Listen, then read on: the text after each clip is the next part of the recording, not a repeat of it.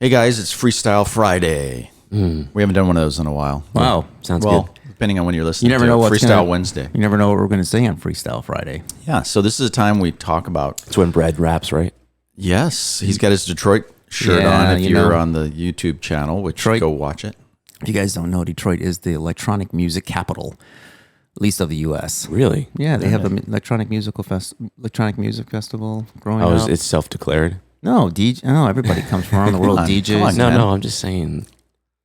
I'm not hating on it. Yeah, people didn't know I that. just didn't know it. Yeah. I didn't know who So dubs the awards. Do you go regularly? No, I used to. I mean, I've been Really? when I was younger. Yeah. Wow. I haven't lived in Detroit now for almost 20 years. So, but I still feel like it's home. It's where I was. It's your hang. It's where I started. That's where Brad started. Well, you grew up in the game. Do you ever take your kids back to places where you grew up? And They don't care. They don't. Yeah, I do that, but they're like, "Oh, that's cool, Dad. Let's get out of here." Being that my parents still live in the house I grew up in. okay. Yeah, they've seen it a lot. Oh, really? Huh? Oh, that's Is, cool. is that weird going back or not? Or is it kind of like, oh, okay, here's our house? I mean, it's in Queens. Did they get flooded? Queens kind of has not been great, so it's gotten worse. My parents didn't, but a lot of Queens did. I know. I heard a lot I of know. Queens got hit hard. Yeah. So is it Yeah. like one of the brownstones type thing, or No, we live in Glendale. We lived in Glendale. that means nothing to me? It's there's no brownstones. Okay, so it's single near there. houses. Single houses very close together. Like there's a driveway, but it's like this size of this table. There's actually some of them have garages in the back, which are pointless because obviously a car can't get through. And we lived. Our backyard was a cemetery. Oh, really? Yeah. Houdini's grave is behind our house. Are you serious? Yep. Huh. So on like Halloween and stuff like that, because apparently he said he was like his greatest trick was going to be a rise from the dead, right? Yeah. So on Halloween, all kinds of weird stuff happened in our backyard. You know, we'd see it's New York, so you see all kinds of crazy things, especially when those kind of events and days happen. But there would be people and cameras watching his grave. We're gonna film it. Yeah. Finally capture it. This was a long time ago. I don't know if that happens anymore, but yeah. I heard that Houdini died by being punched. Yeah. Is that right? That's what I've always heard. My dad's always told me that. Someone told him he could take any punch, and somebody Yeah. did it, and he did something. But ruptured something. but like, yes. I He was did it always told that repeatedly, growing up. like that was part of his act. So I think, I don't know. Well, was it? Okay, I thought, who knows? We're just guessing. Wow. It's hearsay by now. What I have heard is like it was a surprise thing. Yeah, someone sucker punched him out of the blue. Because he would always say that. So I don't know, but that may not be true. That may be true. Who knows? You know, it's funny because growing up, The internet would probably tell you. Growing up, my brother and we'd mess around. You know, we'd pound on each other a little bit, and my reaction was that, that's how Houdini died. But I guess it's maybe true. Every time you hit me, Hey, according to folklore of the Ott family. Yeah, that's interesting though, huh? Yeah, I never had any famous dead people that lived behind me. Live behind you? No, not that you know of, huh? No. You got some now.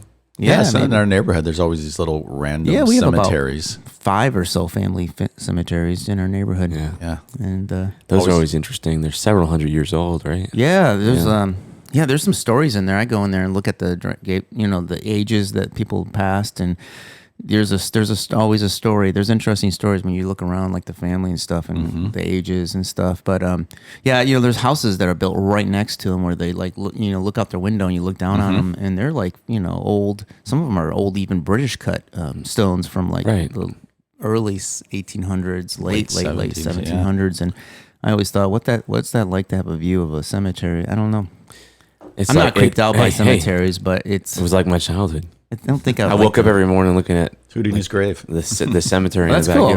I'd love to come. Next time in New York, we're going to stop by the Ken's parents and crash their pad and eat. You'll be successfully underwhelmed. I know, but it'd be fun. Well, today's Friday. It's speaking of freestyle folklore. So what's on your mind, Brad? You said you had something you want to throw out there. Well, I think today we're just going to riff a little bit, but one of the things that ticked me off this week is Facebook.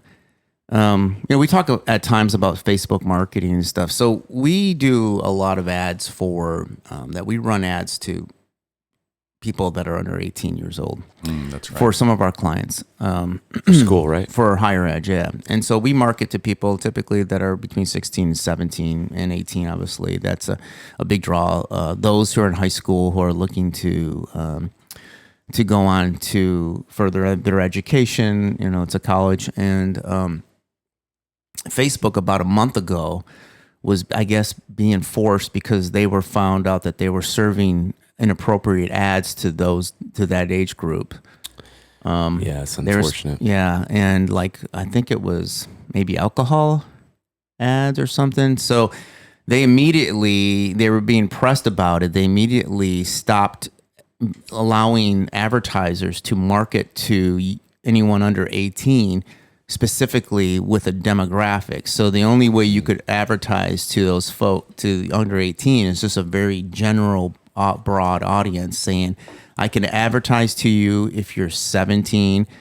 I can advertise to your location, but that's it.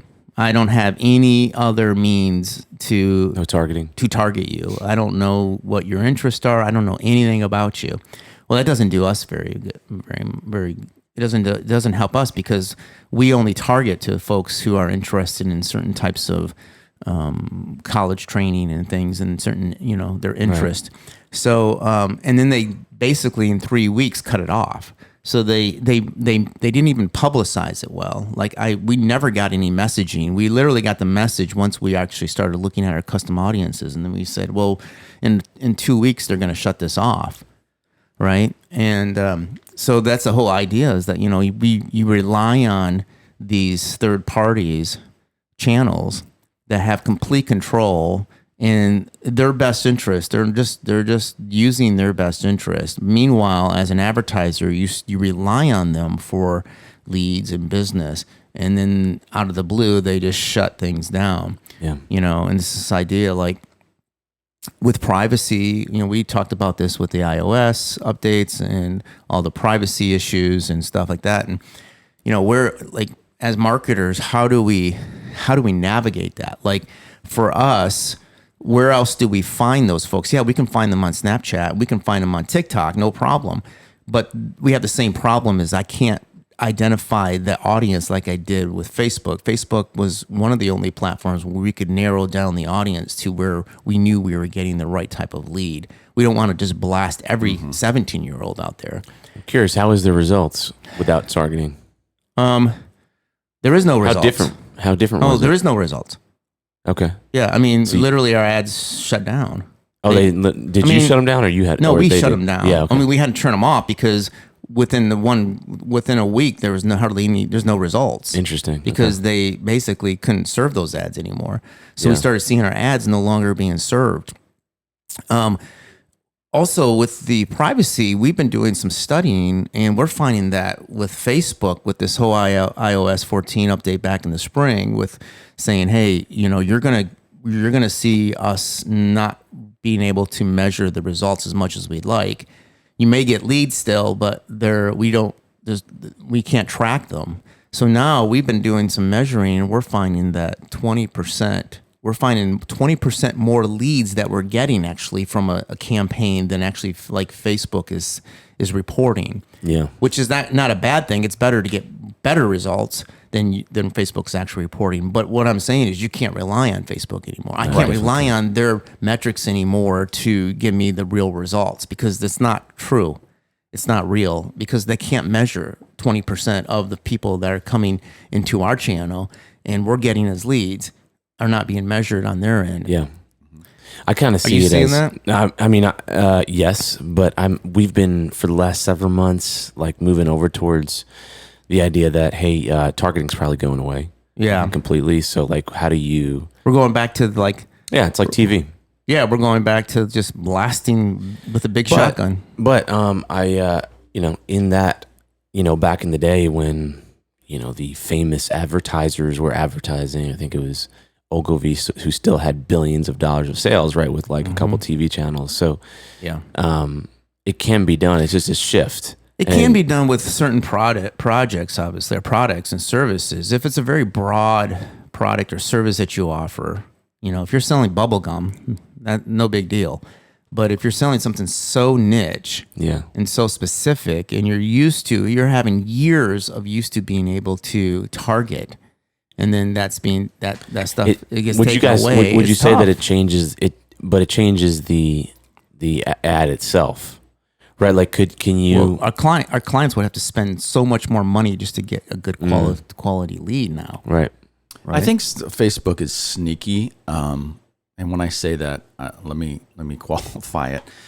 I don't know, and you may have already done this, Brad. One of the things that we discovered, and you may know this too, Ken, the interest that they make on their ad manager, and even on their business manager to some degree, they don't show all the interest and all the targeting that's there. It's there, but you got to dig into the API. You got to use tools like Interest Explorer. It's really more API based, and what you find is once you dig in there are thousands of targeting options that they don't show necessarily inside of just like, oh, I want to go find something, or I'm going to click it, and it's no longer there. Also, they supposedly took away the audience insights, a couple months ago. Yeah. It's still there too. But you have to access it through the business. It's called Business Insight something. But all that data is still there too. So you have to use a third party then to dial it in. Not the audience insights. I can show you but you have to do it through a business manager account, and then if you go down, it has business. I think business audience insights inside of there. So that data is pretty much still there. But yeah, there are some third-party tools that tie into the Facebook API, and inside of the API, there are thousands of interest targets that they don't just serve up to you. And I don't know what the logic is. I don't know if that's the way they get around it, if they still like, hey, we still want our best customers that are spending millions of dollars to still use it, but we're complying over here on this side. Again, I can't judge motives, but... All right, we'll talk offline. Yeah, we'll talk offline. But anyways, again, I know this isn't complaining Friday. You guys deal in that space too, and I'm wondering, like, we're kind of like stuck. I'm like trying to figure out how do you get access to an audience anymore? You can't. And I think you can't. I think you can't rely on it. Like, you might be able to we might be able to get a little deeper. Yeah. Right? Like, there might be some of these things, but my belief is that in general, it's going away. Like, it's moving towards that direction where a lot of that's going away. So my question is generally, I shouldn't be surprised. And to be honest, it's almost like it's like preempting it. And so the hard thing is clients don't want to hear that. But that's kind of where everything's going. Is things are getting more expensive. I think now this is your expertise, Brad, but I think clearly the value is going to have to be on the ad itself, right? Correct. Like, you're going to have to create better advertisements that attract the right people and don't attract the wrong people, and all these kind of things. Yeah. Well, I mean, the good news is maybe the audience, because it isn't dialed in. This very general, the cost will be cheaper because it isn't so specific. But I know Facebook is coming out with a 17 and below special Facebook, specifically that has parental controls on it as well for Instagram and Facebook. Obviously, more Instagram probably at that age, but which is interesting, and I don't know what that's going to exactly look like. And I'm a big believer in privacy. I'm not like trying as a parent. I'm a big believer that I don't want my kids being served the wrong type of ads 100%.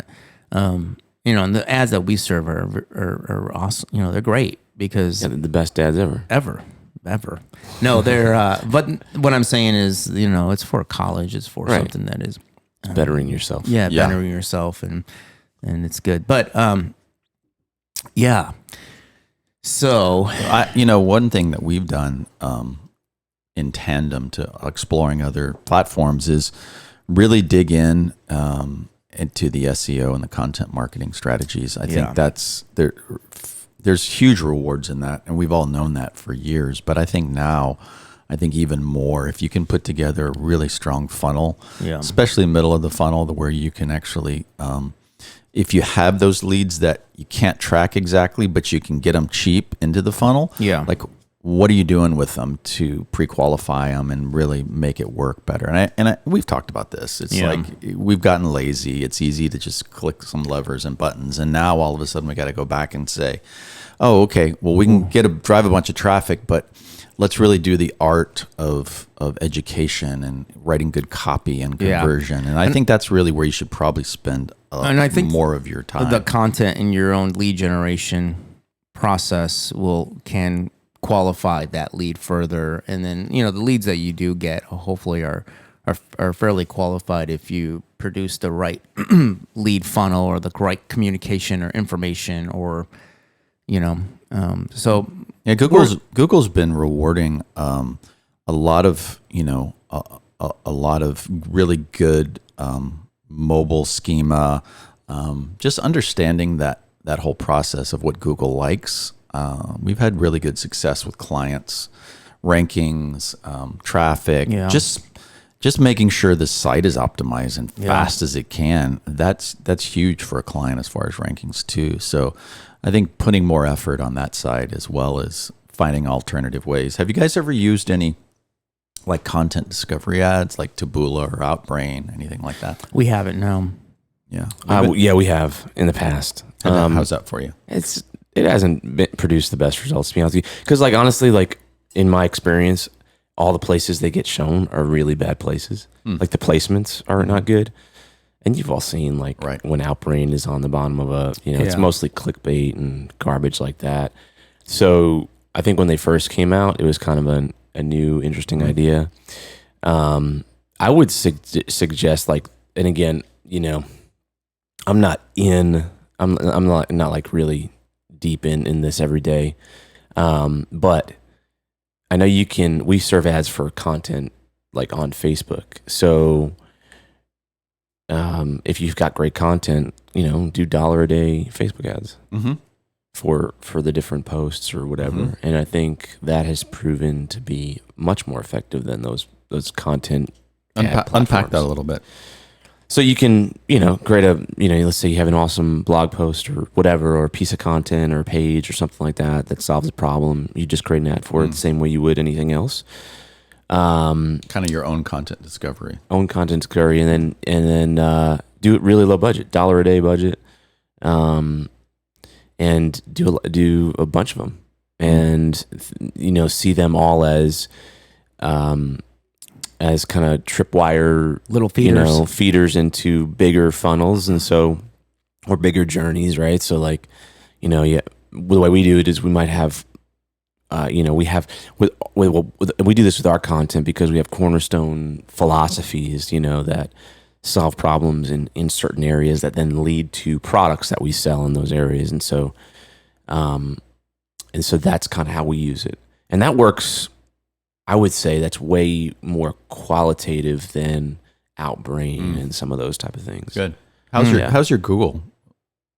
How's your Google? How's my Google? Yeah. Did you got a cream for that? You got a cream for the Google, didn't you? I got some new cream for that. I went to the doctor and got some. Those ads specifically for the same account. My Google's been flaring up. Yeah. No kidding. That's good. Congratulations. How's my Google? What do you mean? That same client, I'm assuming you're running Facebook and Google ads. Oh yeah, we do a lot of other ads. Yeah, so but Facebook. I'm saying how are they still holding up? Yeah, fine? That's Google's great.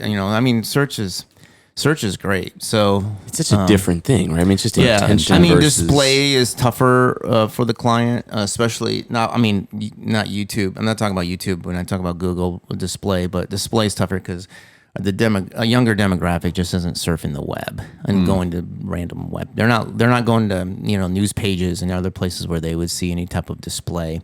So most of it is the return on investment is search for sure, and search is great. So I think things are coming back around full cycle, and I'm going to ask this question: do you guys do any magazine publication advertising at all right now? Not right now. I think there's an opportunity. I think there's going to be an opportunity there soon. Yeah, in fact, we pitched a new client yesterday. They're in the automotive space and very niche client, and we're looking at doing, and we're going to be doing, if we work with them, we're going to be doing old-fashioned vertical publication ads and articles and free there's something to be media. said for that stuff because it's where people are very not, niched. and it's also It's a where business. society's going back, And it's a business to way. business type of approach. I mean, it's the sales is business to business. So sometimes you got to, wherever your customer is and what they're reading and seeing and digesting, you got to be there. So it doesn't matter if it's on, some new social platform or a 40-year-old publication that they have never even got online yet. So let me shift it from there. Like, did you used to do trade shows before COVID? Well, yeah, we do. I've done. Have you done them before? You've done them in the past, right? We've done them in the past, right? We do all types of trade shows. Everything from I haven't done them in years, but I have large. done them. Yeah, So the last one we did, we used to do a bunch of industry ones, especially around e-commerce. Like there's like Retail X, Ayres. Oh, you mean for us personally, or you mean our clients? For you or your clients? Our clients, yeah, not for us. Not for you. We've done it for us more than we've done it for our clients. And recently, a few of them have come back. There's one big one that we used to go to that came back, and I saw pictures of it, and it was like a ghost town. The only people that were there were the vendors, which is funny. So, is there a place for that anymore? Is that completely dead? It's interesting because a lot of these shows too, like there's a show that's coming up in Vegas that in some of our clients in our industry have gone to in the past. It's called SEMA. It's for specialty automotive. Yeah. It's the largest show, and they're requiring so much now for COVID that people are like, man, I ain't going. It's too much work to be vaccinated and all this stuff. If not, you got to get tested, and they're like, nobody's going to show up. I'm not going to spend my time this year with that. So a lot of people. We've been working with trying to get. Like one of our clients, they put on events. They don't go to shows, but they actually put on events throughout the world. And we've been driving all of that into online events. So we've been helping them manage.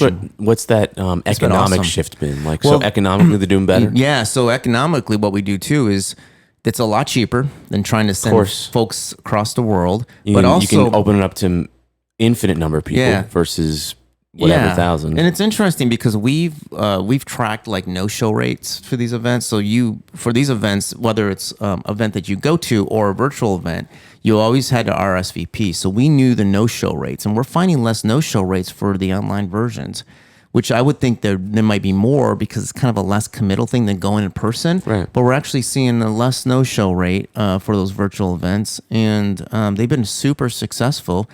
And they're so convenient for everyone. Of course. And so it's completely shifted. The only good thing about those trade show events was being able to, see people in your space, in your community that you might have relationships with and develop those over time. You see them once or twice a year at those places, and you develop better relationships. But as far as selling and actually doing something effective, and as far as even, like people looking to buy things, like the client, the customer side of that, I feel like those things need to go away, and they need to go away for a long time.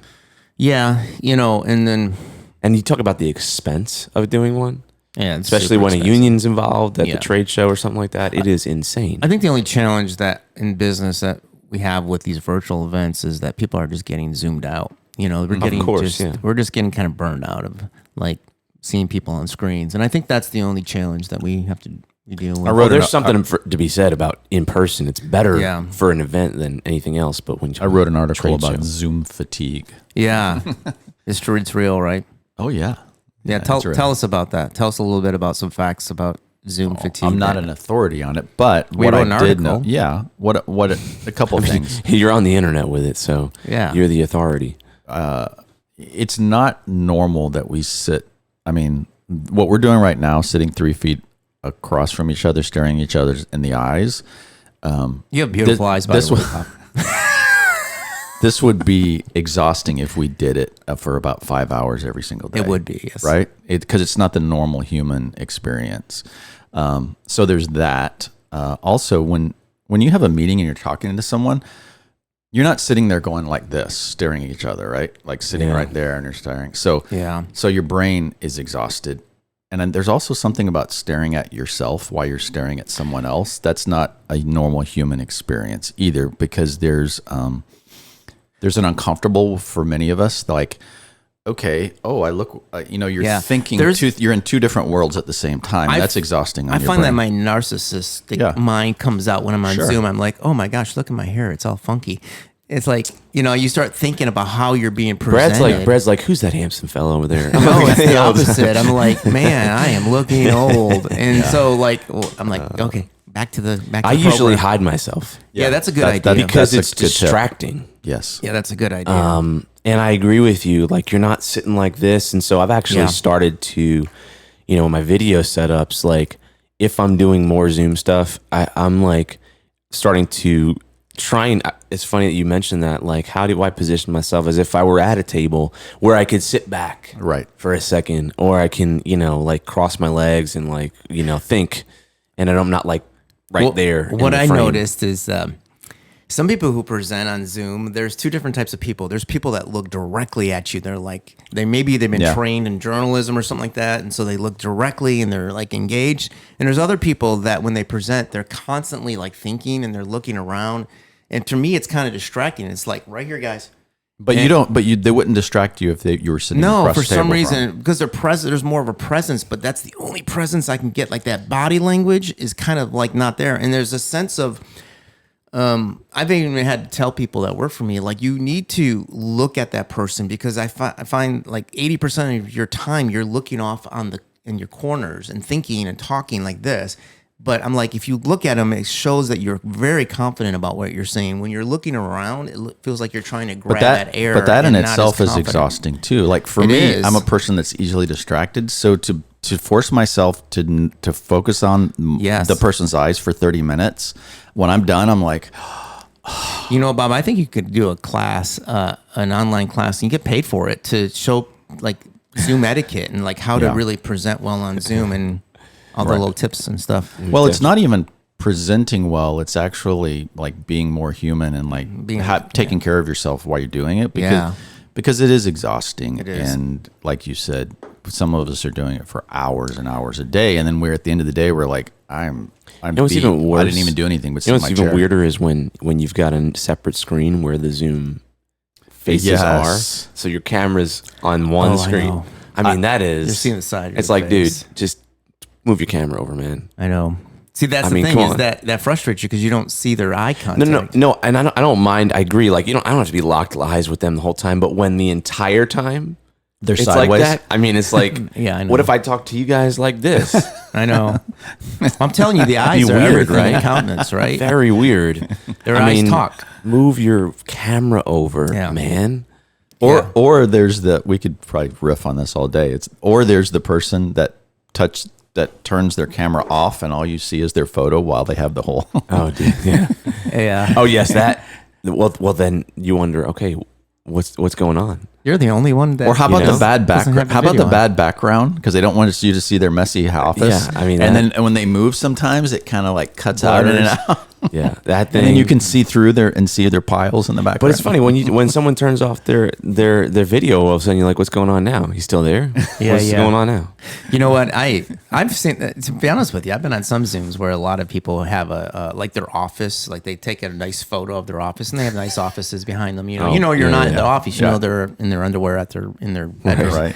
But it actually doesn't look that bad typically, and sometimes with it the looks right good. lighting, the green screen or it doesn't look that bad. And I've noticed there are a few people I'm like, I can't tell if that's real or not. But then I realized, no, I think that's just their standard background. But it's kind of cool. Or how about the person that puts the beach scene?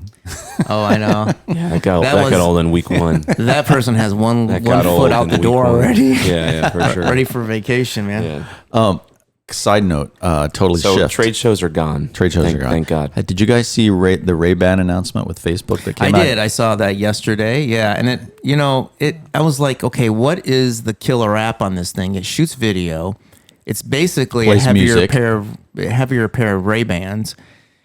And I don't know if you saw that or not, Ken, but basically Facebook partnered with Ray-Ban and they create the glasses. They have little glasses. They have little videos, probably pretty crappy. So now they can spy on you and what you look at all the time. And it plays Great, video. great. Apparently it plays audio and it has a mic on it, so you can make phone calls and it connects to your phone via that's Bluetooth. why. Oh, that's the second reason for the mic. Yeah, so they're recording everything and then I don't. And then sometimes it can be used for phone calls. Would you? I mean, no, it's stupid. I think it'll be gone in well, a Google few months, Glass, like the last time. Google Glass came out with something a long time ago. Remember that? Yeah, Google 2013 Glass was cool.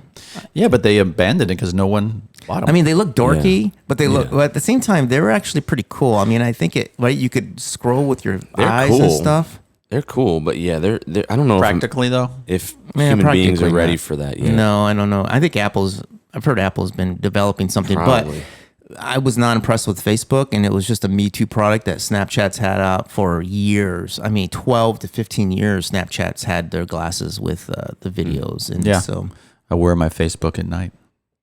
I wear my Facebook at night. Bose has sunglasses with some cool sound on them. They've had them for a couple of years. Yeah. And I think to me, that would be the only reason I would get it. Like if I'm outside a lot and I want to listen to music without having to worry about earbuds, that could be cool, maybe. The only thing that I thought Facebook did well with this launch is they actually partnered with Ray-Ban, because at least they have some cool glasses. Because that's my big concern is like, that's a cool feature, like technology-wise, but those glasses look really dorky on a 51-year-old man like me. Like they look good on like a 23-year-old guy, but not me.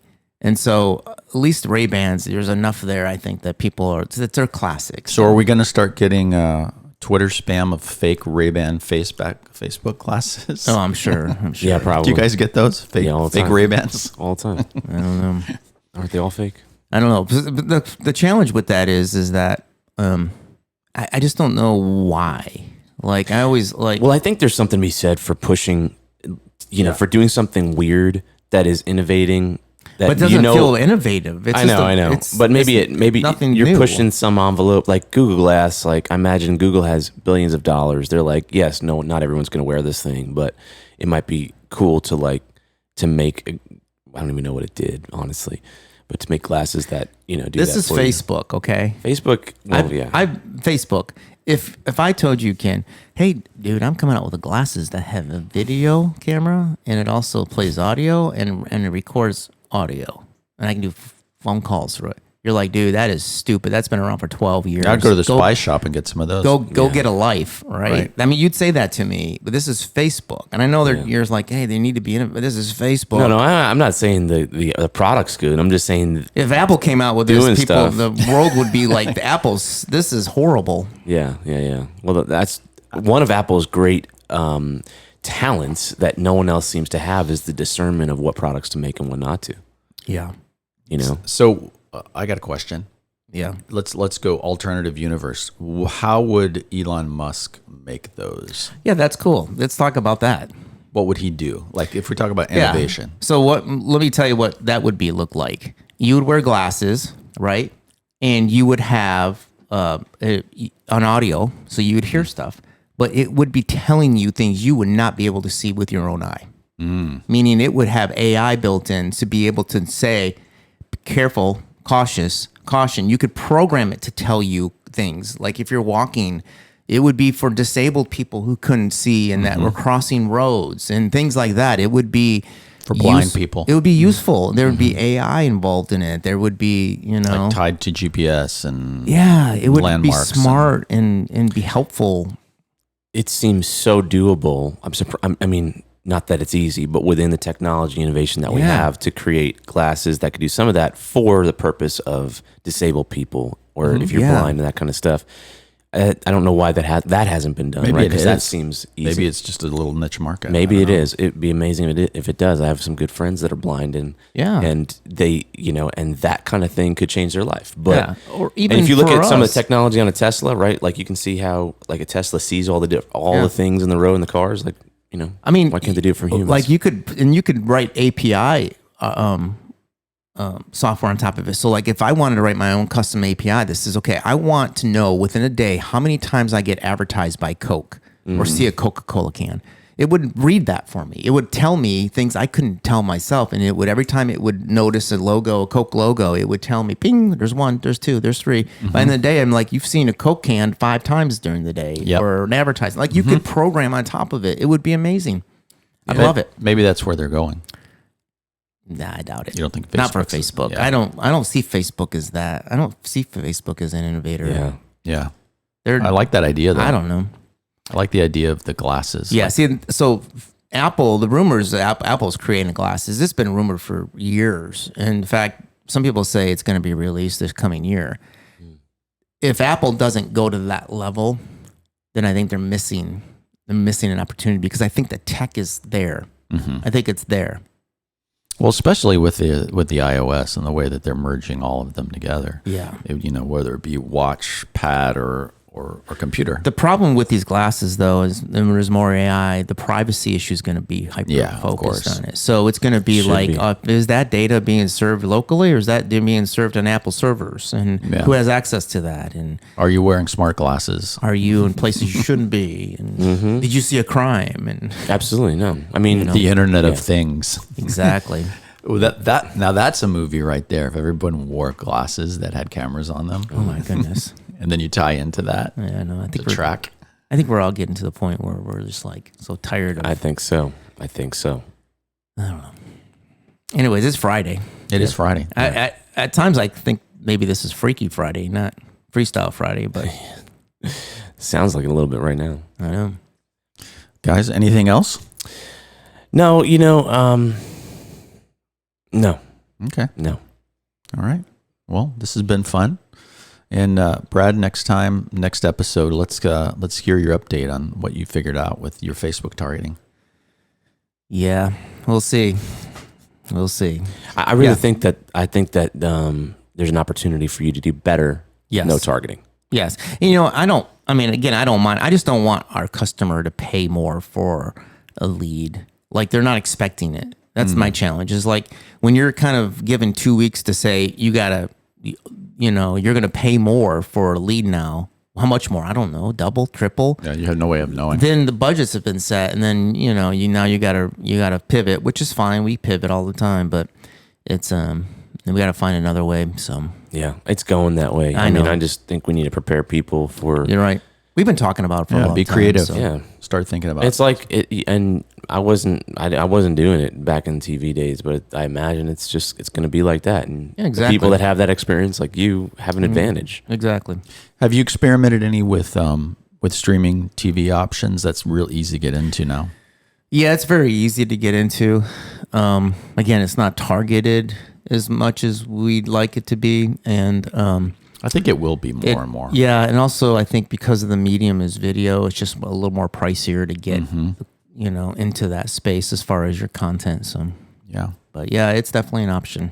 Yeah, well, we should do a whole episode on that sometime. Yeah, streaming television, like cable TV, and I know that was a bigger, harder thing to get into, but now like anyone can stream something. And the reality is that we're continuing this Friday morning, but for me, I've spent most of my viewing time now is my network is YouTube. In fact, I buy the premium now because I didn't want to sit through all the commercials and all the interruptions. So I bought the premium so I don't get interrupted because I watch that's where my content is.